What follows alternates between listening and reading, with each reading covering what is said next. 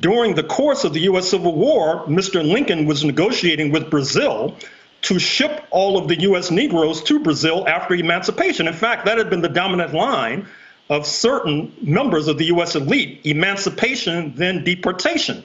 Then if you look at the statue in question in Washington, D.C., it has a very paternalistic, condescending image of a black man at the feet of Mr. Lincoln. And that is an image that many people find to be distasteful and odious. So you'd pull that one down, would you? I'd put it in a museum with proper context. Yeah, you see, I'm looking at it now. It is a very condescending look from Lincoln. On the other hand, you could say that the black man is getting off his knees in that statue, that he has been on his knees because he was a slave, and that thanks to Lincoln, he's now getting up. I'm just glancing at it now. You know it better than me, but that's one reading of it, isn't it? Possibly, but that's not the reading of those activists in Washington, D.C. who find it offensive.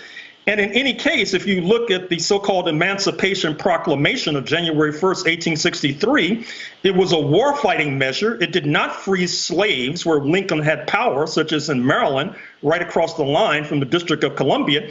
It only freed, quote unquote, the enslaved in jurisdictions where he had no power, such as Texas. That is to say, he was trying to encourage the black men in particular to leave the plantations and join the United States Army so that they could defeat the Confederacy.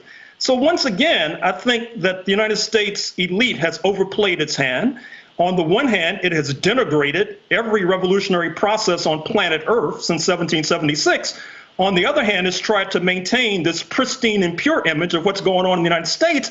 And that's like trying to ride two horses going in different directions at the same time. It just won't wash. And now they have to reap the whirlwind.